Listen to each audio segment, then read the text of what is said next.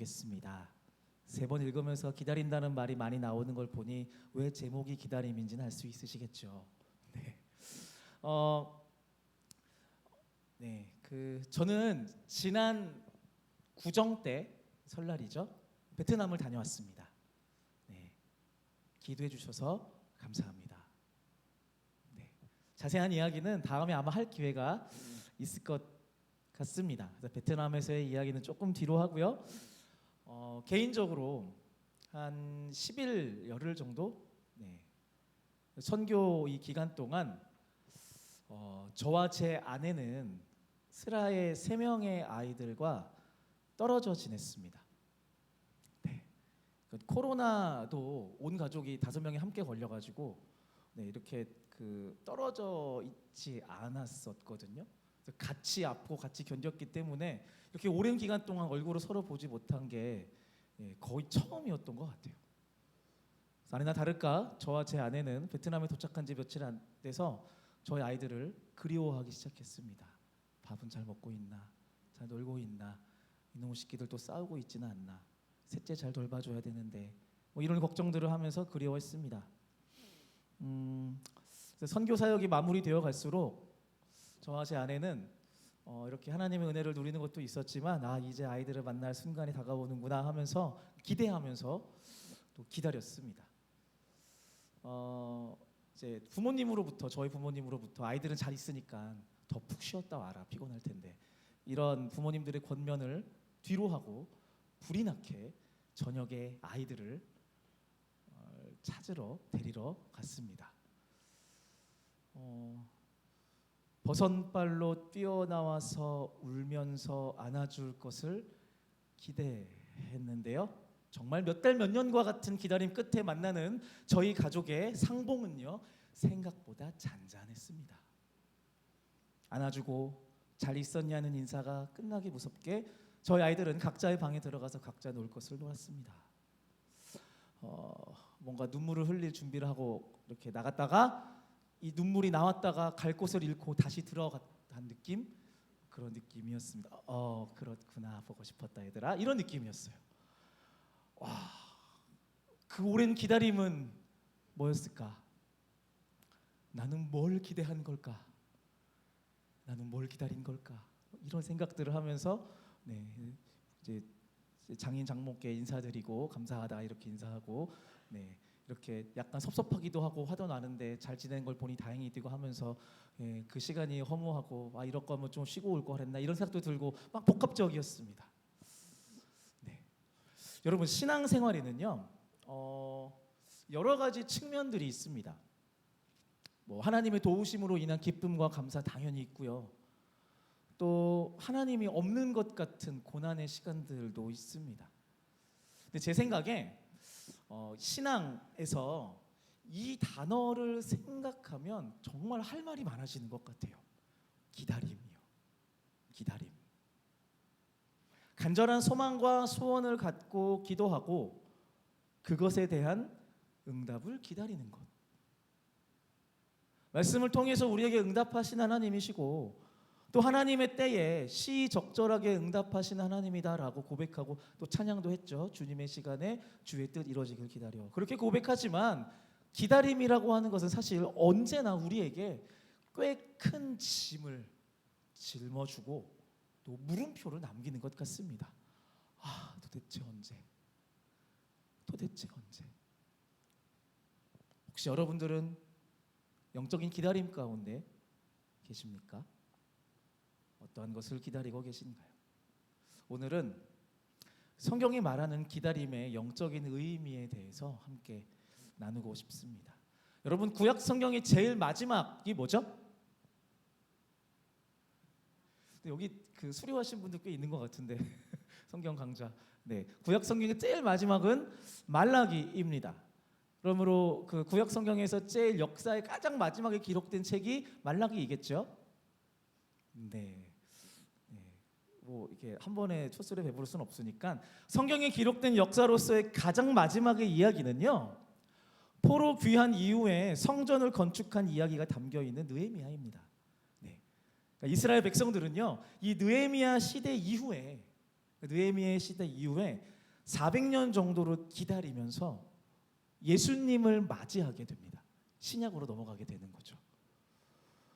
예수님이 오시기 이전까지 이스라엘은요, 직간접적으로 하나님의 음성을 듣고 하나님의 인도하시는 팔을 경험하였습니다. 이게 무슨 말이냐면 우리가 잘 알고 있는 구약 성경의 역사에 대한 이야기예요. 하나님의 인도하신 하나님의 음성을 어떻게 들었는가? 모세를 통하여서는 그야말로 눈앞에서 역사하신 하나님의 말씀을 들었었죠.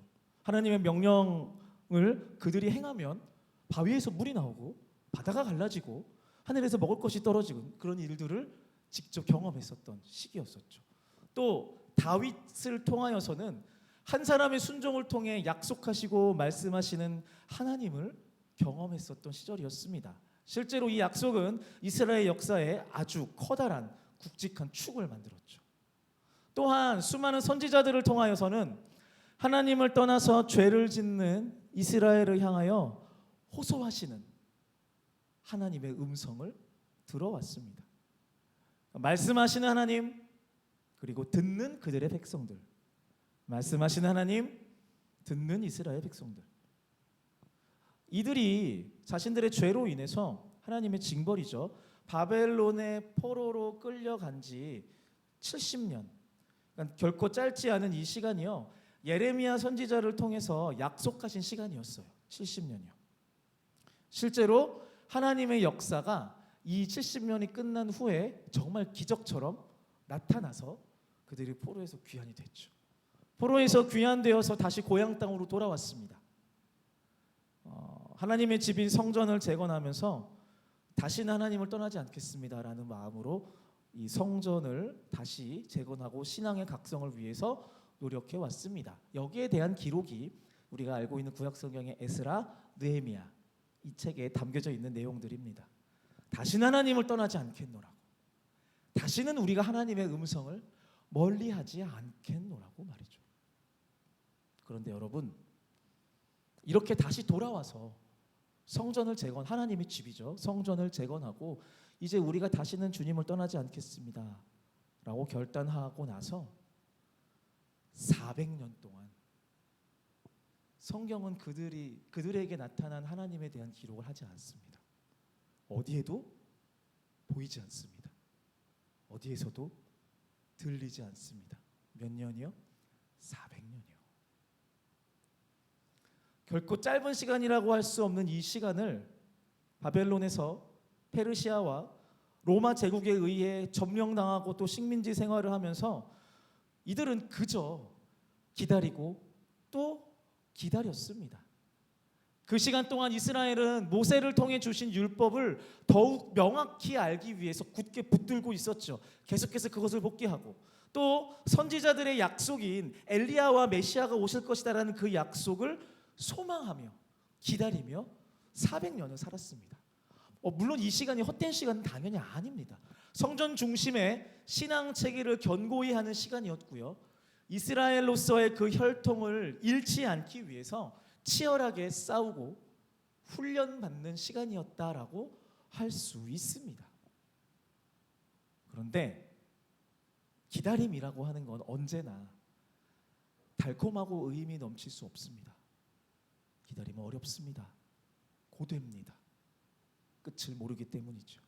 어제도 오늘도 아직도 묵묵부답인 하나님의 응답을 기다리는 그 시간은 아마도 무겁고 버겁고 아팠을 것입니다. 400년이 흘렀습니다. 드디어 메시아이신 예수 그리스도가 이 땅 가운데 오시게 됩니다.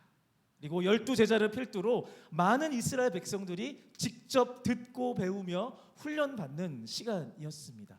33년이긴 한데 예수님께서 공생애로서의 사역을 한 시간은 3년이거든요. 이 3년의 시간 동안 예수님은 마치 사역에 굶주린 사람처럼 고치시고 가르치시고 전도하셨습니다. 그 모습을 고스란히 12제자들이 배웠고요. 이들은 이제 드디어 구약의 선지자들이 약속하였던 그 메시아 하나님의 아들 예수 그리스도이신 예수가 이제 오셨으니 이제 이제 뭔가 새로운 세상이 도래할 것이다. 그 기다림이 드디어 끝났구나.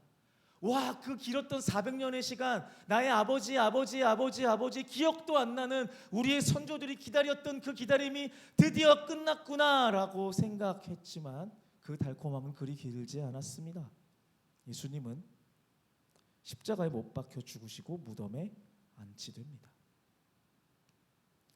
희망이 사라진 거죠. 400년을 참아온 그들이 이제 진짜구나라고 생각했는데 그 진짜라고 생각했던 메시아라고 생각했던 스승 예수가 죽어서 사라졌습니다. 희망이 사라진 겁니다. 아마 이 기다림이 400년 동안 기다렸던 그 기다림이 실패했구나라고 생각했을 겁니다.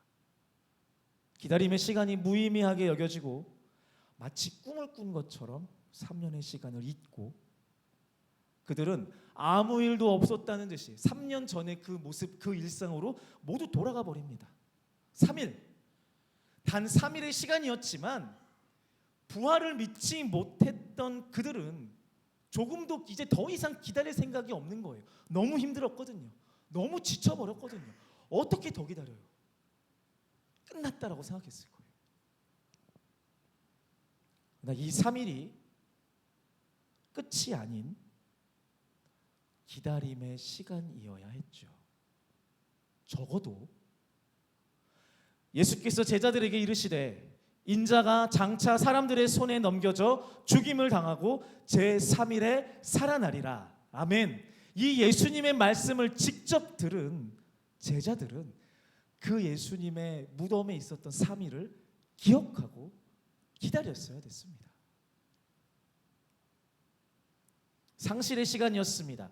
기다림의 시간 3일을 보낸 후에 예수님은 거짓말처럼 다시 그들의 눈에 보이고 귀에 들리게 됩니다. 끝난 줄 알았던 그 예수 스승이 다시 그들 앞에 있게 된 겁니다. 부활하신 선생님, 다시 사신 메시아. 잃은 줄 알았던 예수님을 다시 찾게 된 후에야 제자들은 예수님의 말씀을 떠올리게 됩니다. 제3일에 살아나리라. 제3일에 살아나리라. 그들의 기다림이 길지 않을 것이라는 그 말씀, 그 스승 예수의 말씀은 거짓말이 아니었던 겁니다. 예수님이 다시 돌아왔습니다. 스승을 다시 만난 제자들은 예수님과의 지난 3년 동안의 공생의 기간 동안 배웠던 교훈, 40일 동안 그들에게 보이시며 하나님 나라의 일을 말씀하시니라. 아멘. 예수님이 행하신 이적의 의미들을 다시 되새기는, 마치 재방송처럼, 혹시 너네들 기억하니? 내가 그때 아병 환자들 만졌을 때 그 나음 받았잖아. 그러면서 제사장에 가가지고 보여서 회복해라라고 말씀은 기억나지? 이 회복은 이런 의미였어 라고 하면서 예수님의 3년 동안의 공생의 기간의 그 이야기들을 제자들에게 계속해서 말씀하시면서 하나님 나라의 교훈들을 계속해서 말씀하십니다. 가르치시고 제자들은 배웁니다. 40일이 지나고요. 예수님은 거짓말처럼 다시 그들의 곁을 떠나십니다. 40일이었습니다. 3일 만에 다시 돌아온 그들의 선생님과 함께 있었던 그 시간, 너무 달콤하고 이제 진짜구나, 진짜 이제 더 이상 기다릴 필요가 없구나, 이분은 찐이구나, 리얼이구나 라고 생각했었던 그 기대. 그런데 그 예수님이 40일 후에 산 위에 서서 제자들을 바라보며 나 이제 갈 거야 라고 말씀하시는 겁니다. 승천하시는 예수님을 바라보며 아마 제자들은 두려움에 사로잡혔을 겁니다. 또 얼마나 400년의 기다림, 그리고 3년의 짧은 동행, 상실 속의 3일의 기다림, 그리고 부활하신 주님과의 40일의 동행, 지금 그것이 끝나가고 있는 겁니다. 멀어져가는 스승 예수님을 바라보면서 제자들은 이제 또 얼마나 기다려야 하나 두려움에 사로잡혔을 겁니다. 멍하니 하늘만 보고 있습니다. 그리고 호련히 한 음성이 들려오죠. 갈릴리 사람들아, 어찌하여 서서 하늘을 쳐다보느냐? 너희 가운데서 하늘로 올려지신 이 예수는 하늘로 가심을 본 그대로 오시리라 하였느니라. 아멘. 자, 이제 또다시 기다림이 시작되는 겁니다. 다시 오실 예수님을 이제 또 기다리는 겁니다. 제자들은 그들의 조상들이 400년의 기다림의 시간 동안 율법과 선지자들의 말을 기억하기 위해서 힘들고 고되도 애썼던 그 역사를 기억해야 합니다. 신앙을 잃지 않기 위해서 몸부림쳤던 그 오랜 동안의 기다림. 동시에 제자들은 예수님이 죽으시고 부활하기까지 3일의 시간 동안 낙담하지 않고 실망하지 않고 기다려야 했었구나라는 것을 이제는 분명히 믿고 있습니다. 왜냐하면 부활하신 예수님을 만났으니까요. 그 죽음이 끝이 아니라는 것을 그들의 직접 눈으로 귀로 확인했기 때문입니다. 그리고 지금 메시아 그리스도이신 예수님 그들의 스승이 그들을 떠났고 또다시 약속의 말씀을 남겨놓으시는 겁니다. 하늘로 가심을 본 그대로 오리라. 하늘로 올라가심을 본 그대로 오리라 라고 약속하셨거든요. 그럼 이제 예수님의 재림, 올라간 그대로 다시 오리라는 그 재림, 언제가 될지 모를 그 재림의 때가 오기 전 기다림의 시간이 다시 제자들에게, 이스라엘 백성들에게 시작되는 겁니다. 제자들에게 물음표가 남겨졌습니다. 이들은 무엇을 기다리고 무엇을 기억해야 할까요? 그들의 조상들 400년의 그 긴 기다림 동안 그들이 무엇을 기다렸는지도 기억하고 예수님이 없었던 3일의 기간 동안 무엇을 기억해야 했는지를 깨달았고 40일 후에 예수님이 승천하신 후에 내가 다시 올 테니 기다려라고 말씀하셨을 때 그들이 무엇을 기다려야 하는지, 상실과 두려움 동시에 기대감이 버무려져 있는 이스라엘 민족의 삶에서, 제자들의 삶에서 예수님의 재림을 기다리며 기억해야 하는 것, 이들이 기다리고 있는 것은 무엇인가요? 사실 이 질문은요, 이 신약 성경 안에 제자들에게만 주어지는 질문이 아니라 종말론적 신앙을 갖고 사는 저와 여러분들에게도 동일하게 주어지는 질문인 것 같습니다.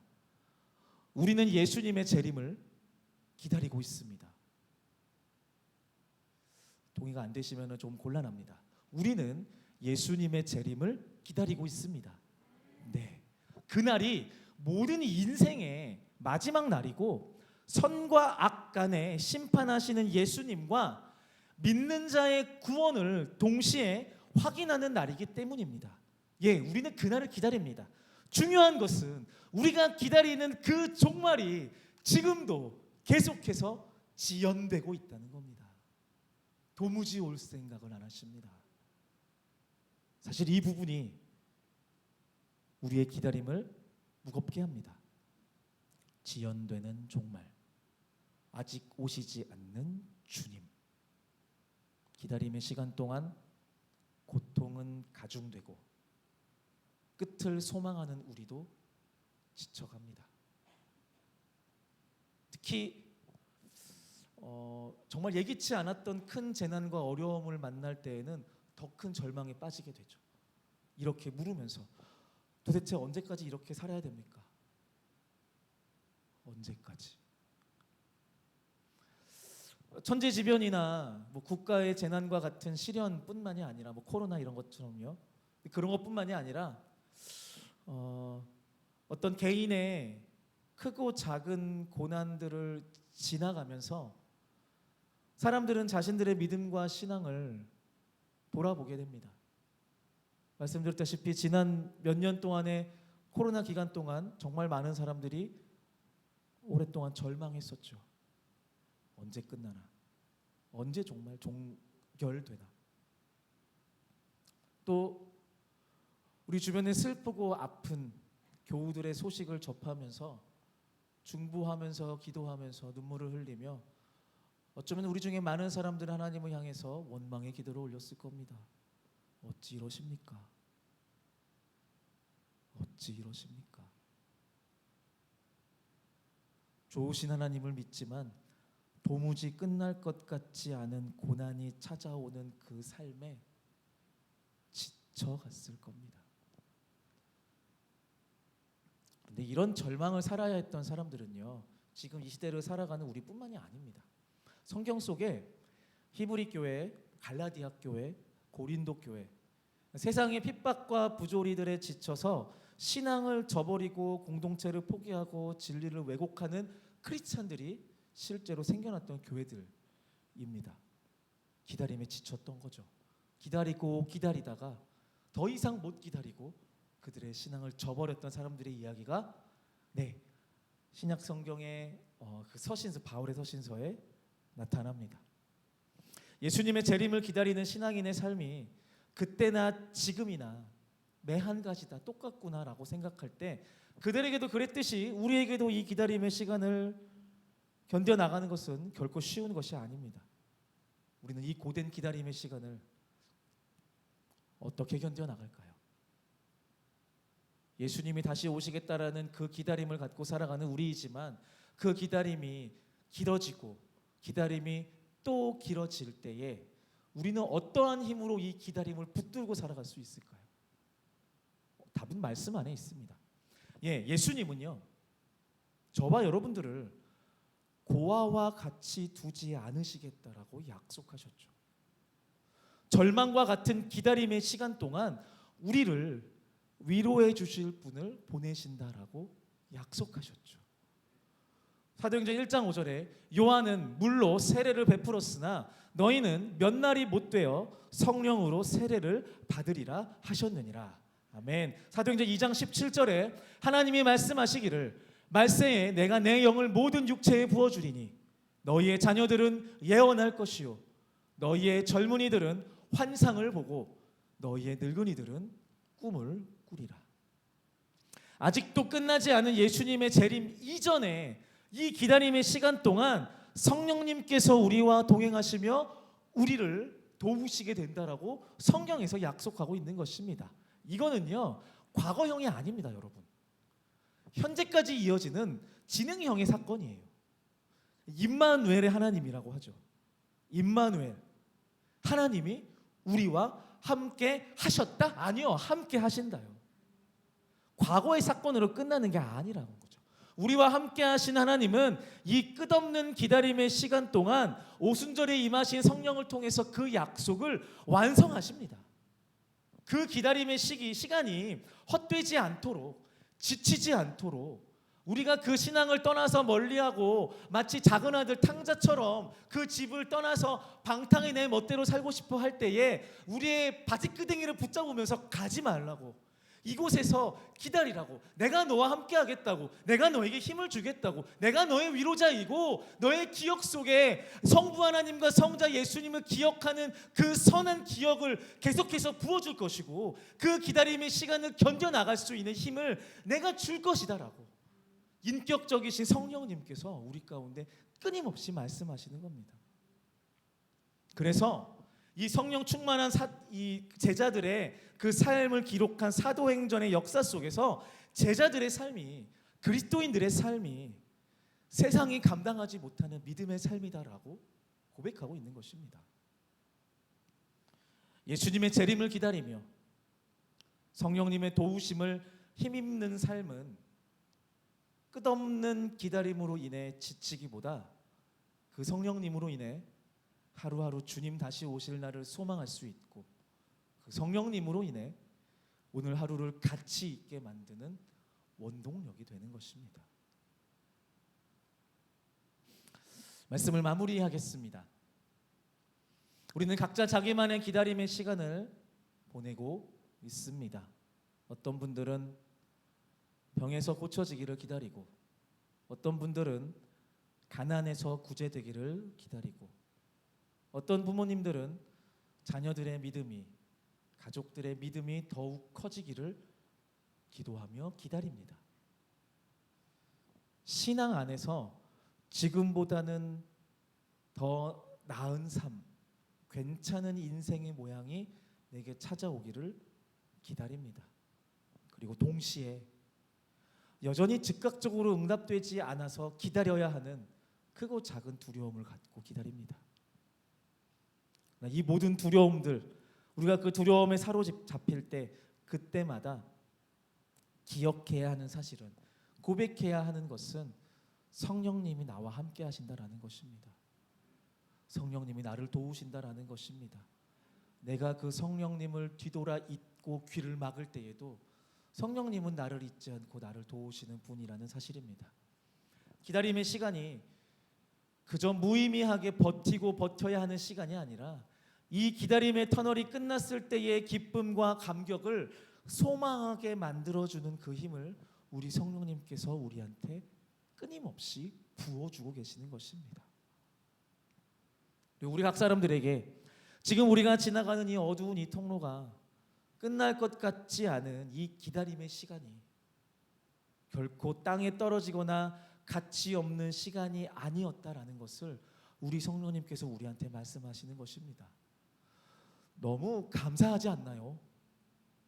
세상에서 우리가 어떠한 성공과 결과물을 만들어내기 위해서 땀 흘리고 노력하고 애썼는데 그 결과물들이 나오지 않으면 에이 너 헛수고했구나, 에이 바보같이 다른 일을 했어야지, 더 열심히 했어야지 라고 우리를 평가하지만 우리 성령 하나님은 우리의 기다림으로 인한 모든 수고와 땀방울이 괜찮아, 헛되지 않아, 그거 땅에 떨어지고 의미 없는 거 아니야 라고 말씀해 주신다라는 것입니다. 기다림에 지칠 수 있는 신앙인들이 성령 충만해야 하는 이유, 바로 이것입니다. 오늘의 기다림을 견뎌나갈 수 있도록 도우시는 성령님을 구해야 하고요, 성령님께 우리의 기다림의 시간들을 맡겨드려야 합니다.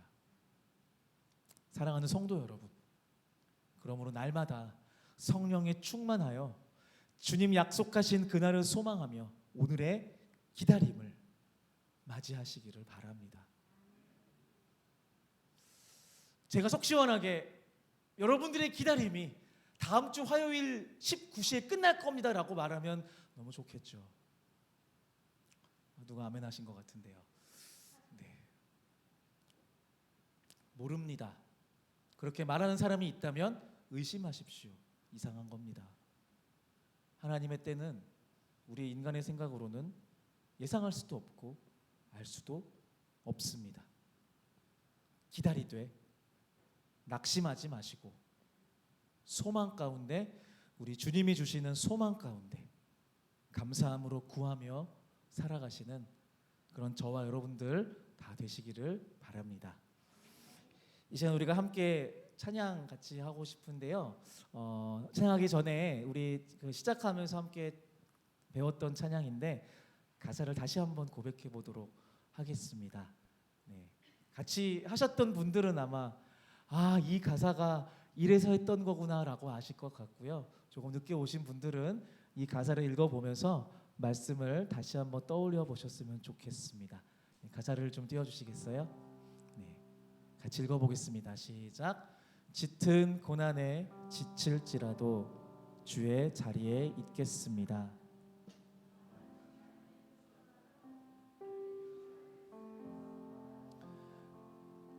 예배의 자리 지켜온 것도 주의 이끄심 모두 은혜라. 고된 인생을 굽어 살피는 깊은 사랑에 숨을 쉽니다. 주 없이 살 수 없는 깊은 갈망 헤아려 주시네. 기나긴 탄식 안에 전능자의 숨결 채우시네. 이 가사의 내용들을 묵상하시면서 함께 찬양하며 우리 주님께로 나아가실 텐데요. 혹시 노래를 배우면서 하는 게 어렵다 하신 분들은 노래를 크게 따라하지 않으셔도 괜찮습니다. 말씀을 기억하며 들으며 이 고백을 묵상하면서 함께 노래하기를 바랍니다.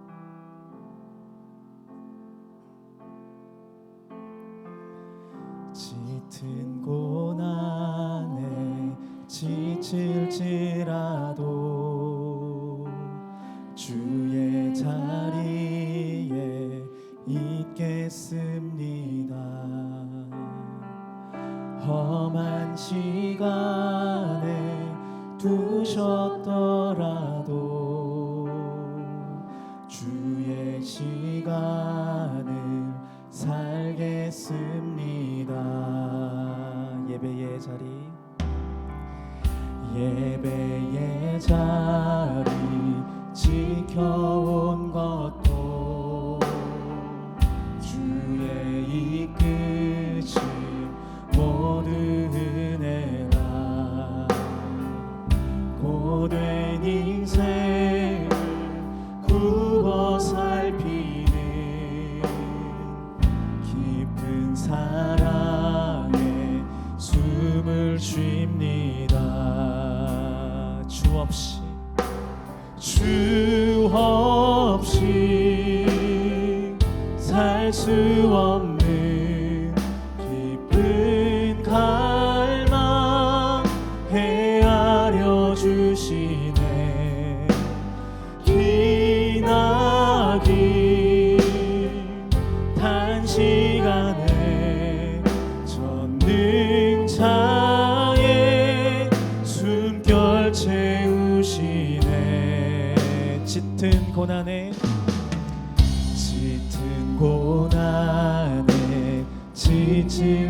지칠지라도 주의 자리에 있겠습니다. 험한 시간에 두셨더라도 주의 시간을 살겠습니다. 예배의 자리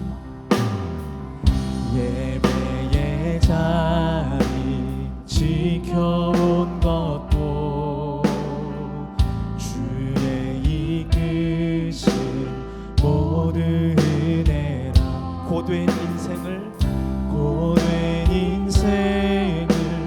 굽어 살피는 깊은 사랑에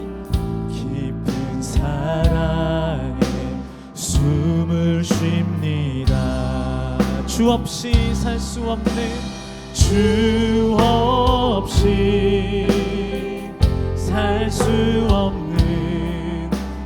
깊은 갈망 헤아려 주시네. 기나긴 단시간에 전능자의 숨결 채우시네. 주 없이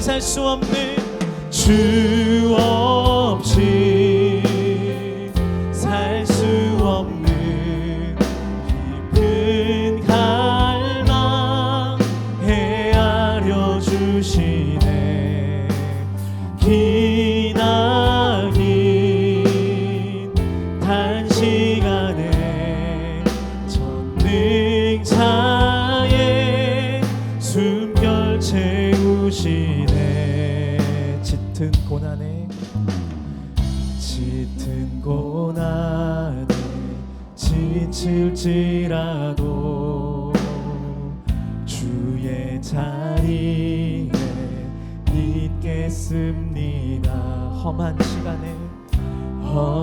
시간에 두셨더라도 주의 시간을 살겠습니다. 아멘. 이 시간 우리가 말씀을 기억하며 같이 기도하겠습니다. 주님, 끝나지 않을 것 같은 고난과 역경이 얼룩진 나의 삶의 모든 기다림의 시간 동안 멈추지 않고 잊지 않고 늘 함께 하시고 보살펴 주신 주님의 은혜에 감사를 드립니다. 주님, 나의 기다림의 시간을 더덥게 하지 않으시고 모든 상황을 합력하여 선을 이루시는 주님의 뜻을 믿습니다.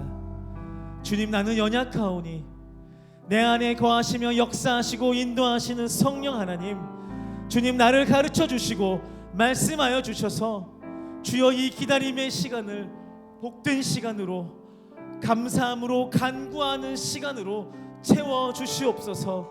주님, 오늘도 맞이하는 이 기다림의 시간, 어쩌면 절망, 어두움과 두려움과 원망으로 가득 찼었던 이 기다림의 시간도 나와 함께 하셔서 그 시간을 함께 보내시고 일하시고 역사하시며 들으시고 주님의 때에 이루시겠다, 응답하시겠다 말씀하시는 그 주의 선하심을 의지하며 기도할 수 있도록 인도하여 달라고, 이 시간 우리가 함께 말씀을 기억하며 기도하실 때 우리 주님의 성호 한번 부르고 간절히 기도하며 나아가시겠습니다. 주여